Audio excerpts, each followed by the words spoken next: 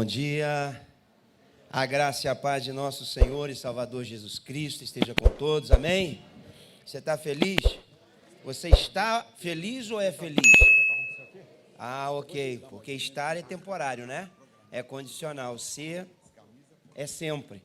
Então, maravilha. Quero agradecer a oportunidade mais uma vez ao pastor Jorge Linhares, tem sido um pai para mim ao longo desses anos que eu conheço o pastor Jorge, ele...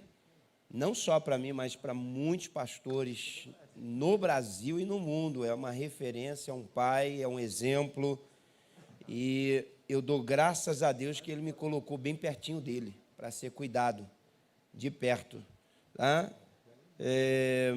Louvo a Deus pela vida dele, a família dele e por toda esta igreja linda que eu tenho sempre o maior carinho de estar aqui com vocês e de poder glorificar a Deus junto com vocês, tá? Que Deus abençoe vocês grandemente. Eu tenho um livro aqui que é O Preço do Chamado. Este livro aqui foi um presente que eu ganhei do pastor Jorge Linhares. O pastor Jorge Linhares falou: quero semear algo na sua vida, um livro na sua vida. Eu tinha esse desejo, mas nunca comentei com ninguém, nunca falei com ninguém. E o pastor Jorge um dia chamou-me e falou: olha, eu quero abençoar a sua vida, eu quero semear na sua vida, porque ele é um semeador. Ontem eu estava à tarde com ele, nós estávamos no carro, e ele contava a história dos lugares, há muitos anos atrás, que ele ia e levava os livros, e dava, e doava, e semeava, e hoje tudo que ele tem colhido na vida dele. Então, toda a semeadura, ela vai trazer uma colheita, com toda certeza. Aí, o pastor Jorge semeou esse livro na minha vida, abençoou-me. É fruto de uma mensagem que eu preguei aqui no Congresso Segredos do Coração. E foi algo assim fenomenal que Deus fez aqui naquele dia.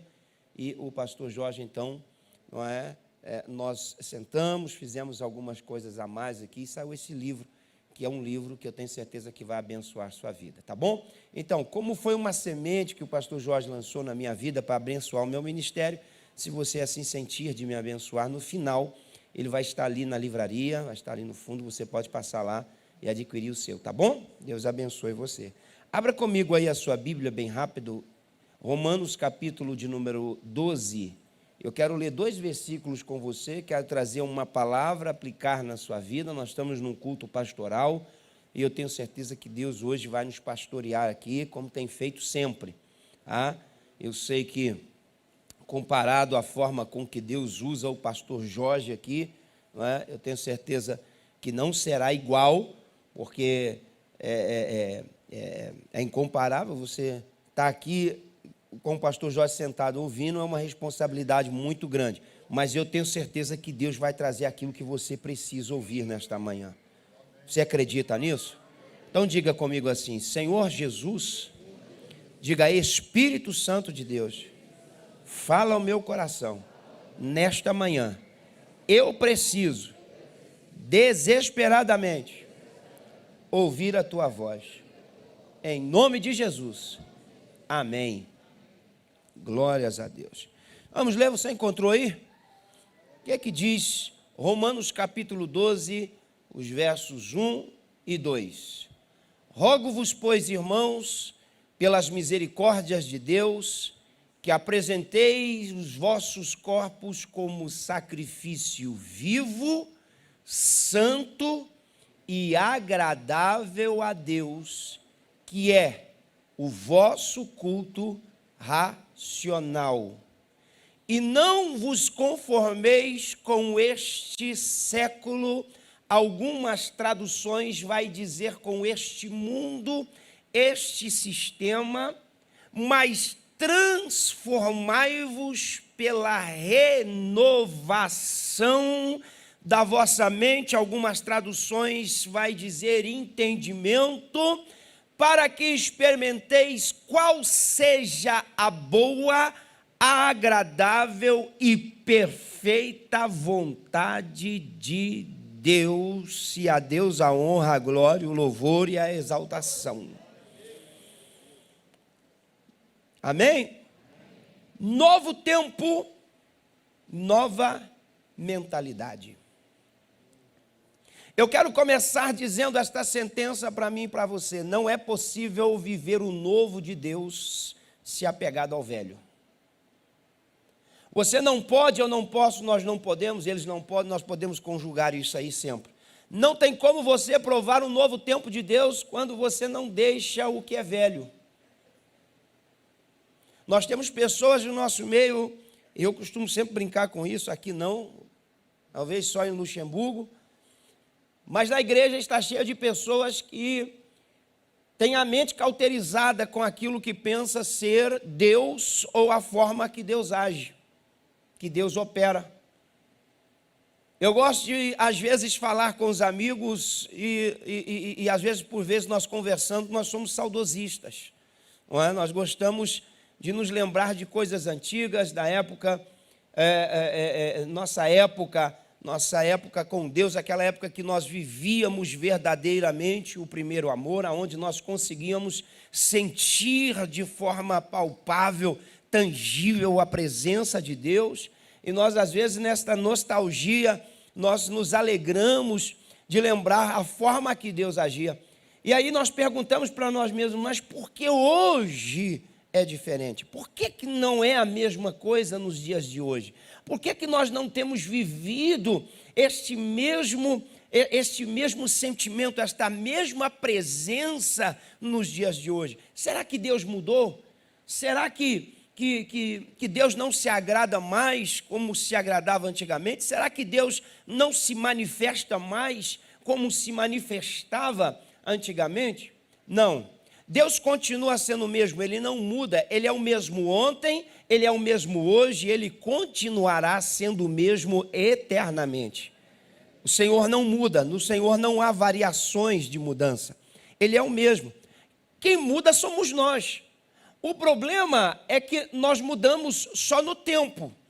E às vezes, na mentalidade, nós continuamos presos ao passado. A nossa maneira de pensar. Nós chegamos à conclusão, um dia, numa conversa nossa de pastores, chegamos à conclusão de que verdadeiramente nós devemos passar por esse processo, não é? Que nos originais nós vamos encontrar a palavra metanoia, que é mudança de mentalidade.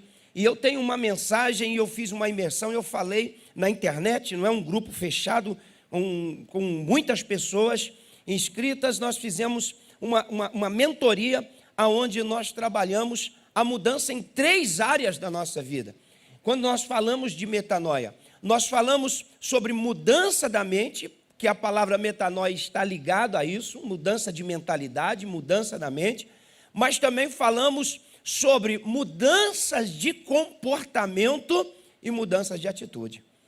Porque se nós não passarmos por esse processo, não tem como, é o apóstolo Paulo que está dizendo, não tem como provarmos a boa, agradável e perfeita vontade de Deus. Há um processo estabelecido. Paulo entendeu isso. Ele começa organizando o culto, porque o culto está desorganizado. Nós não podemos viver o melhor de Deus para as nossas vidas se nós tivermos desajustados, desalinhados com Deus. Isto é uma verdade. Paulo, entendendo isso, ele começa dizendo: rogo-vos, pois, irmãos, pelas misericórdias de Deus. O que é a misericórdia de Deus? Misericórdia de Deus é aquele amor que Deus tem para nós extravagante, a ponto de que quando nós acordamos de manhã, Ele manifesta esse amor em forma de vida. Porque o profeta Jeremias, em Lamentações de Jeremias, capítulo 3, verso 21, ele vai dizer que as misericórdias do Senhor são as causas de nós não sermos consumidos. Isto é o quê? É o amor de Deus, é o carinho que Deus tem por mim, tem por você, é o propósito que Deus tem para mim, para você, é o plano dele que precisa se cumprir nas nossas vidas. Então, quando nós abrimos os nossos olhos, nós encontramos esse favor, que é a graça imerecida, esse favor que está em Deus. Nós encontramos isso, mas Paulo quer nos ajustar, o apóstolo Paulo, ele quer nos ajustar aqui, aquilo que Deus precisa e espera de nós. E às vezes, nós estamos desalinhados, porque o culto que Deus recebe não é um culto qualquer. Eu não posso apresentar uma coisa qualquer a Deus, Deus não recebe uma coisa qualquer. Eu tenho passado por um processo e eu tenho analisado minha vida. Hoje de manhã, aqui no culto da manhã das 7h30, eu preguei aqui. E estou pregando nesse culto. E se o pastor me pôr pregar meio-dia, às 2h eu prego. Se pôr às 4 eu prego. Se pôr às 5 eu prego. Fui chamado para isso. Pois eu passo a noite toda apagado, dormindo. Mas não há problema. A gente está aqui para servir. Mas eu tenho, nesses últimos 5 anos da minha vida, eu tenho crescido muito. Eu tenho aprendido muito, mas eu tenho aprendido com Deus, eu tenho analisado a palavra de uma forma diferente do que eu fazia antigamente. Se eu perguntar aqui, eu sei que esta igreja aqui é uma igreja que lê a palavra de Deus, devora a palavra de Deus. Eu sei. Se não for, vai ser em nome de Jesus. Mas eu sei que você gosta. Mas esses dias atrás eu falando, nós não precisamos, nós não temos que ler a Bíblia, nós temos que meditar, porque o segredo da vitória está no meditar. Ler é uma coisa, ler você pode ler um bom livro, ler você pode ler uma boa história, uma carta, um romance, uma poesia. Agora, meditar e ter o cuidado de fazer tudo quanto nela está escrito é diferente. A receita que Deus dá a Josué para vencer é isso. Josué capítulo 1, verso 8. Não cesse de meditar no livro dessa lei, antes medite nele de dia e de noite para ter o cuidado de fazer tudo quanto nele está escrito, porque se assim fizeres, serás bem sucedido. É o salmista do Salmo de número 1, verso 3, vai dizer: antes tem o seu prazer na lei do Senhor, e na sua lei medita de dia e de noite, pois será como árvore plantada junto a ribeiros de água, a qual dá o seu fruto na estação própria, e tudo quanto fizer, prosperará. O segredo está em meditar. Então, eu mergulhei nisso, eu tenho mergulhado nisso, eu tenho crescido, eu tenho aprendido a dar a Deus o que Deus gosta de receber. A oferecer a Deus um culto que Paulo vai chamar aqui culto racional. O que é isso? É aquilo que você tem o domínio de consciência do que está oferecendo. É você ter a certeza daquilo que você está oferecendo e ter a convicção de que Deus está recebendo. Pergunta: Deus tem recebido o seu culto? Você sabe o que está oferecendo a Deus? Pode responder só para você. Nós estamos num tempo de desafio. Ou nós somos ou não somos. Nós temos que nos posicionar. Como crentes que somos, nós temos que nos posicionar. Às vezes nós estamos aí cheios de oba-oba. Igrejas que eu vou pregar, às vezes, porque eu sou pastor de igreja, eu não sou itinerante, então eu não ponho fogo em lugar nenhum que eu vou. Itinerante é que gosta de pôr fogo, receba aí, levante a mão, vou profetizar na sua vida, porque ele quer agradar o povo, para o povo pedir o pastor da igreja para trazer ele. Então eu já não recebo itinerante lá, principalmente itinerante que não tem nem igreja, não tem nem pastor. Eu tenho orgulho de aonde eu passo, eu digo, eu tenho pastor que cuida de mim, meu pastor é o pastor Jorge. Eu tenho orgulho. Não tem uma igreja que eu passe, pode perguntar lá ao pastor Silas. Não tem uma igreja que eu passe do pastor Silas que eu digo, meu pastor é o pastor Jorge e ele sabe que eu estou aqui. E ele manda um abraço para a igreja. O pastor Jorge só me pediu isso uma vez. Porque é referência. E nós estamos vivendo num tempo bagunçado. Um tempo de oba-oba. Um tempo de receba. Um tempo de pega aí.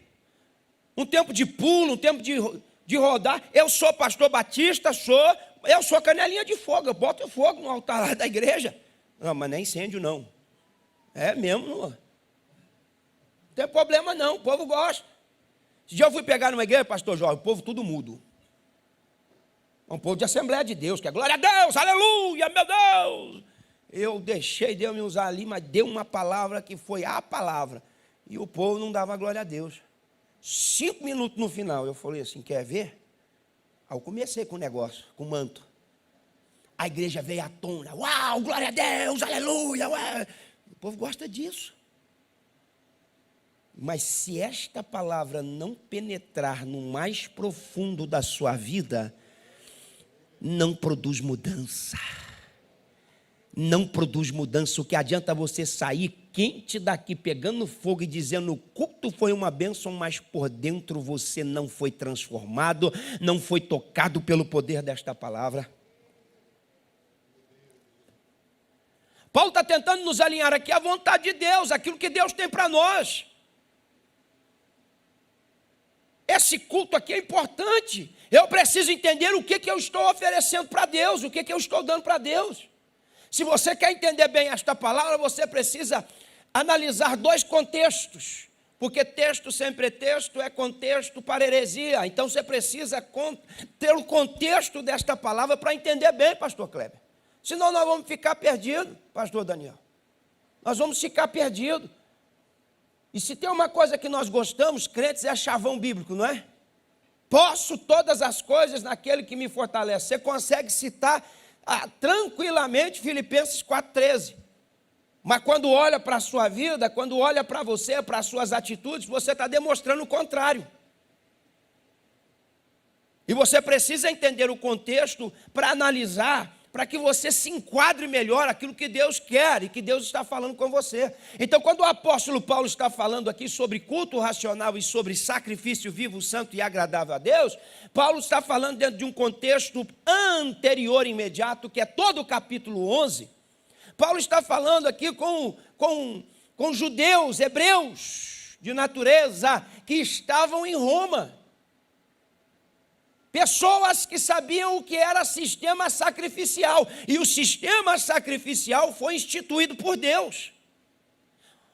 A forma dos sacrifícios elaborados foi dado por Deus. E Deus deu aquilo que ele esperava receber. Aquilo que ele iria aceitar. Deus não aceita qualquer coisa. Eu preciso entender isso. Primeiro processo aqui desta palavra: se eu quero viver e experimentar qual seja a boa, perfeita e a agradável vontade de Deus para a minha vida, se você quer isso, você precisa primeiro analisar se Deus está recebendo aquilo que você está oferecendo. Isso é forte. Isso é forte.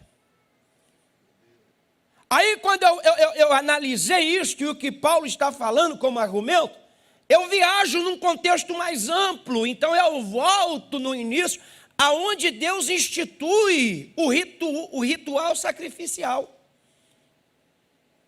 E eu, então, leio os quatro primeiros capítulos de Levítico. Levítico 1, 2, 3 e 4. E existem nesses 4 primeiros capítulos 4 tipos de sacrifícios ordenados por Deus. E nesses 4 tipos de sacrifícios, 3 desses sacrifícios eu e você podemos participar, o 4 não. Nos 3 primeiros sacrifícios eu posso trazer e eu posso usufruir. Eu posso trazer o cordeiro para ser imolado, para oferecer em sacrifício, e eu posso comer da carne dele. Eu posso trazer a oferta de manjares, e eu posso sacrificar, e eu posso me alimentar delas. Eu posso trazer as ofertas pacíficas, e eu posso degustar dos seus sabores. Então Paulo está dizendo e ensinando que o culto exige o sacrifício de trazer, mas também de participar. Não adianta só nós falarmos, eu vou à igreja, porque tem muitos crentes que vêm à igreja que são supersticiosos. Aqui não, no Luxemburgo tem. Eu sei o que eu estou falando. Eu vou à igreja para ver se a minha semana corre bem. Tem pessoas que pensam isso. Eu vou lá para receber uma oraçãozinha. Ainda fala assim, oraçãozinha. Uma vez uma senhora chegou na igreja e disse assim, pastor, faz uma oração forte por mim. A oração forte. Eu orei pela irmã em nome de Jesus, receba. Pronto, Deus abençoou a sua vida. Ela olhou para mim e disse, será? Não acredita. Qual é a motivação? O que te traz aqui? O que você oferece a Deus te custa. Eu chamo o culto de manhã aqui das 7h30 do culto dos guerreiros. Porque levantar cedo e a igreja está aqui repleta de gente aqui de manhã, são de guerreiros, não é? Não é, pastor Bruno? Coisa linda que estava aí hoje de manhã. O tecladista é o mesmo? Não, né? Esse negócio de máscara, a gente se perde tudo aí, né? Tem jeito, não. É a igreja dos guerreiros, é o povo guerreiro, levanta cedo. Agora, quer dizer alguma coisa? Não! Porque existem guerreiros que acordam de madrugada para orar, para buscar, para clamar. Agora, o que importa para Deus, e Paulo está dizendo, é aquilo que você está oferecendo a Ele. Deus está recebendo? Como é que você sabe se Deus recebe? Primeiro, é quando custa a você. É quando algo sai de você e custa. Algo que sai de você e que você sabe que realmente é sacrifício. Aí você pode argumentar comigo, não, pastor, mas a Bíblia diz que é melhor obedecer do que sacrificar. Deus está falando isso, e a palavra fala sobre isso a nível do pecado.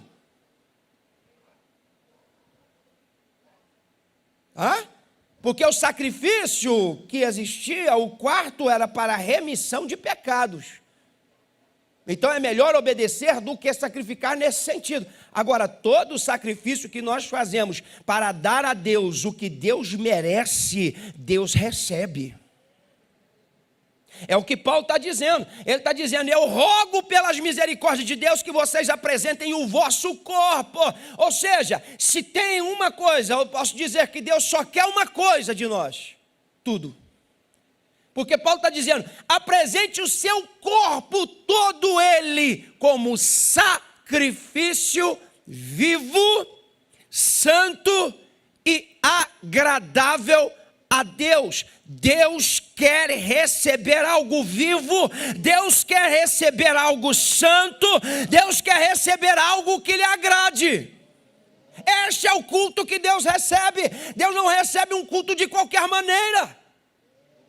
O seu culto é vivo, você participa no culto, você vem para a igreja, você louva a Deus, você adora a Deus, você ergue as suas mãos, você glorifica, você está em tempo aí, no seu lugar, intercedendo pelo pastor da igreja, pelo ministrante da igreja, você está participando do culto. É vivo o teu culto? Ou é um culto morno, ou é um culto frio? Nunca mais acaba esse culto, nunca mais esse pastor para de pregar, eu tenho que ir embora, eu tenho que fazer comida. Deus não recebe isso. Deus quer algo exclusivo, Deus quer dedicação total. É sério isso. Nós estamos passando um tempo de divisão de águas. Nós estamos ouvindo aí que Jesus está às portas, está voltando e está mesmo. Há uma urgência muito grande. Deus está tocando a trombeta do posicionamento. Pastor, existe? Não existe, eu estou pondo agora. Mas não estou acrescentando nada. Por quê? Porque Deus está nos chamando para nos posicionarmos. Ou nós somos ou não somos. Paulo vai entrar no versículo 2 e vai dizer, não vos conformeis. Conformar é se moldar a este mundo e a este século. Mudança de mentalidade, pelo amor de Deus. Você é crente, você é servo do Deus vivo. Você é filho do Altíssimo. Você não é igual a este mundo, você não pode olhar este mundo com os olhos carnais, olhe com os olhos da fé, você tudo pode naquele que te fortalece, você é mais do que vencedor em Cristo Jesus.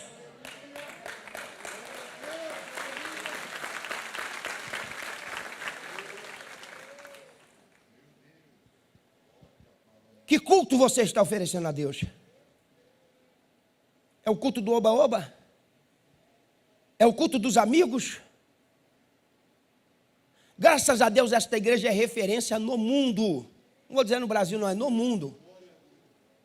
Todo mundo quer ser Getsemane.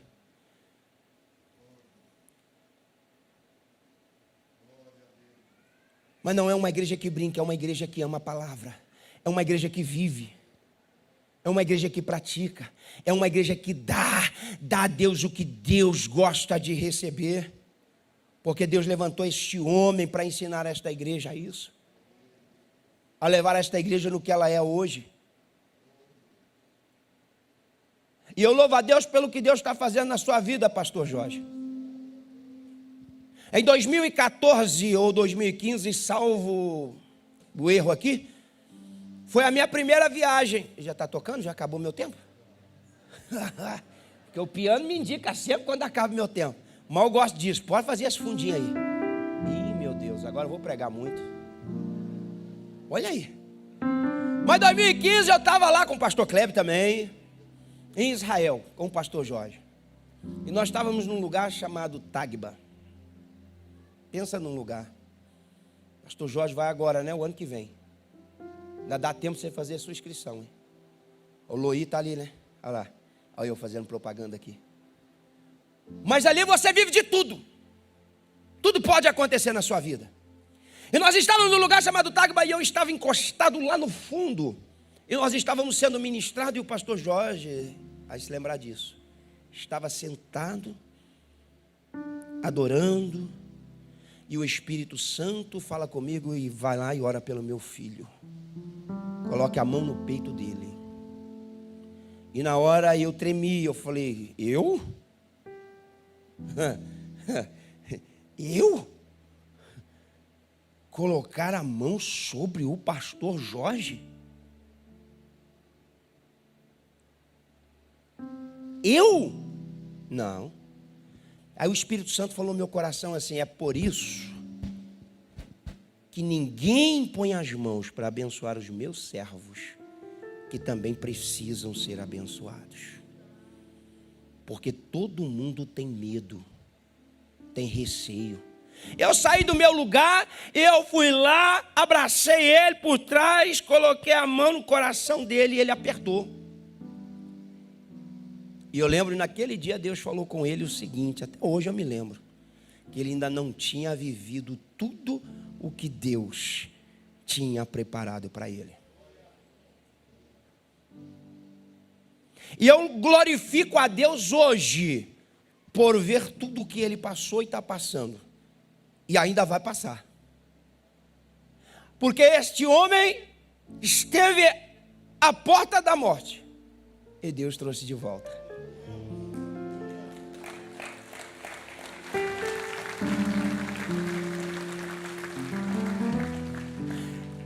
Passa pelo vale da sombra e da morte, o Senhor diga, não temas, porque eu sou contigo, não te assombres, porque eu sou teu Deus, eu te tomo pela tua mão direita e te digo, não temas que eu te ajudo, e levanta esse homem com mão forte. E quando tudo parece que não, o diabo vem, se levanta e diz, agora eu vou bagunçar isso tudo.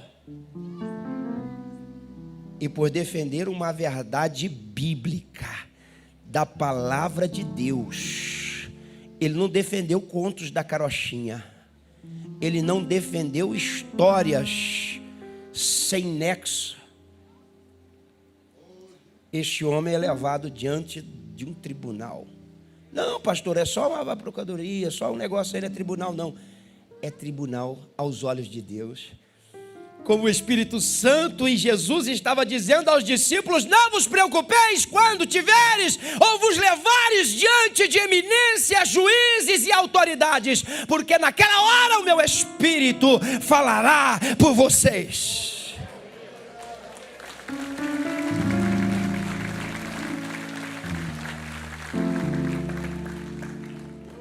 E o que Deus faz naquele lugar? Deus glorifica o nome dEle, Deus exalta o nome dEle, Deus faz as coisas virarem. E o que acontece?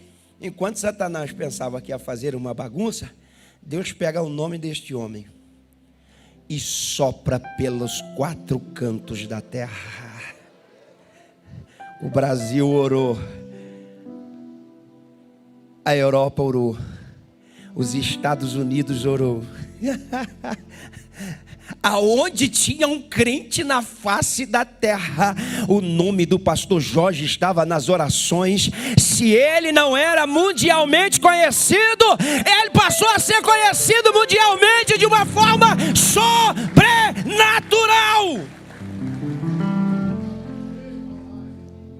Por quê? Porque é a história de um homem que sempre apresentou a Deus um culto ao qual Deus recebeu. E como Deus fez com ele, Deus pode fazer com você. Talvez hoje você não seja ninguém, mas Deus quer te projetar. O que você precisa fazer? Muda a mentalidade. Muda a mentalidade, muda a sua maneira de pensar. Aquilo que parece ser uma perda pode ser um ganho. Muda a sua maneira de pensar. Sabe o que o profeta Isaías vai dizer no capítulo 43, verso 18? É Deus usando o profeta. Não vos atenteis às coisas antigas ou às coisas passadas, nem vos apeguei às coisas antigas. No versículo 19 ele vai dizer: eis que eu faço uma coisa nova. Deixa eu dizer para você aqui hoje, agora você profeta de Deus na sua vida. Deus tem coisas novas para fazer na sua vida. Deus tem novidades, fica de pé aí. Deus tem coisas novas para fazer na sua vida. A única coisa que Deus quer e Deus precisa de você é que você mude a sua forma de pensar. Você não é um coitadinho, você não é um Zé Ninguém. Você sabe, na verdade, nós somos frutos do que nós pensamos de nós mesmos. Você sabia disso? Você é resultado daquilo que você pensa sobre você. Então você vai parar de falar: eu não sou ninguém, eu não sou nada, eu sou um coitadinho, eu não presto, ninguém me ama, ninguém gosta de mim. Pare com isso. A única pessoa que precisa sentir tudo isso por você é você mesmo.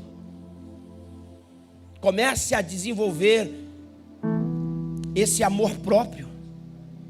Comece a trabalhar aí esta motivação sua. Vamos, mude a mentalidade. Apresente a Deus um culto que Ele receba. Que culto Deus quer receber? Você por inteiro. Você sabe de uma coisa? Eu gosto sempre de afirmar isso. Nós somos fruto daquilo que nós pensamos sobre nós mesmos. Se você pensa que você não é nada, você não é nada. Mas Deus, Ele é sabedor disso. E o que Ele faz?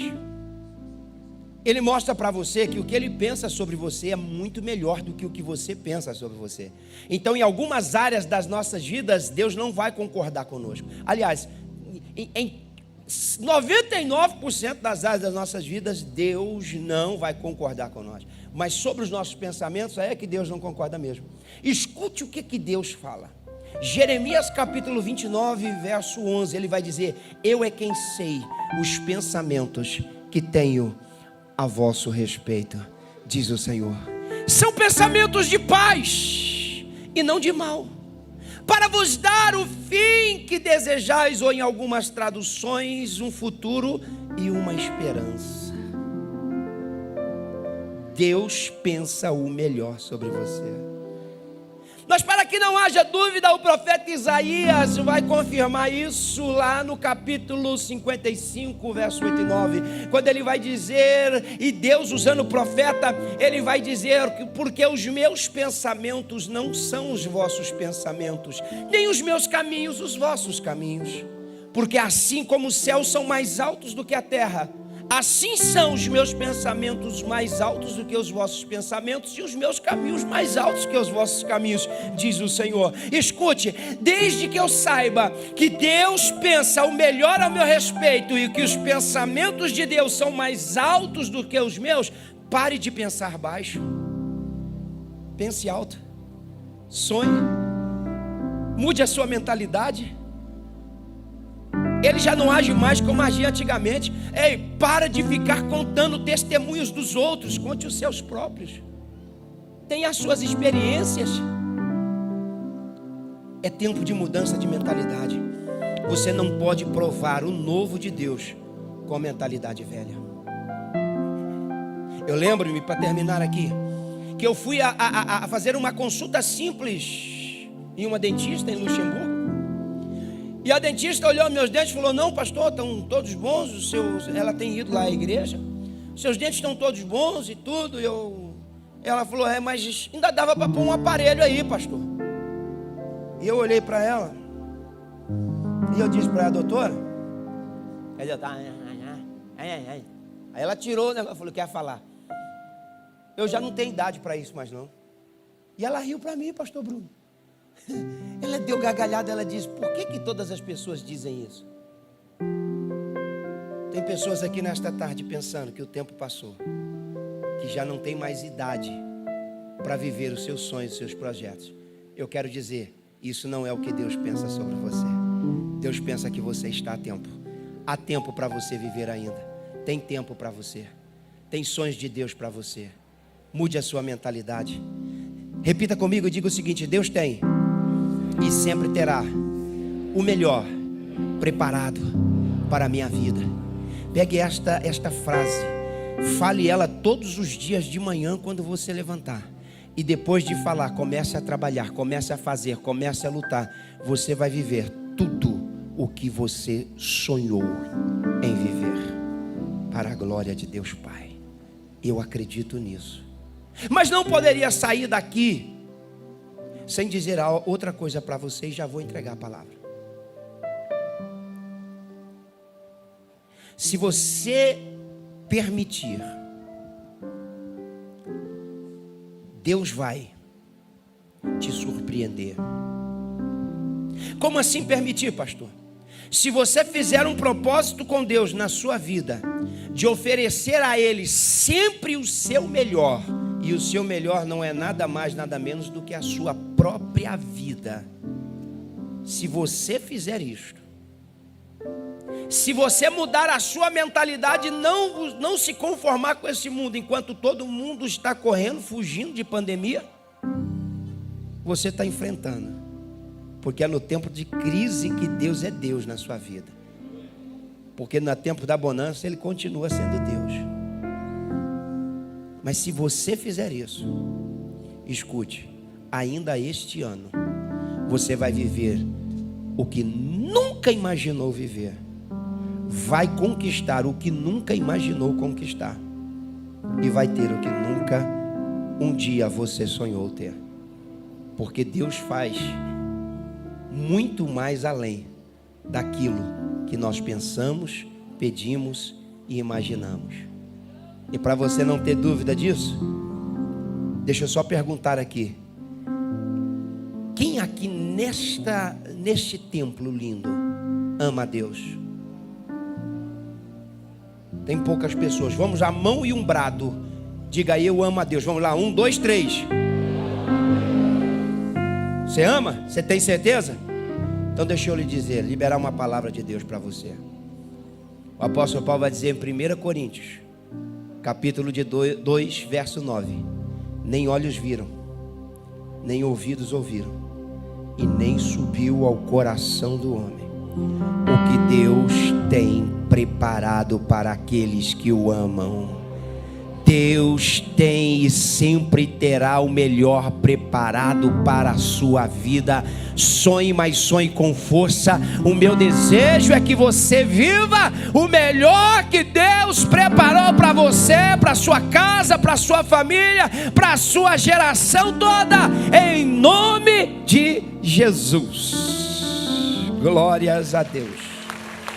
Pastor Jorge, muito obrigado.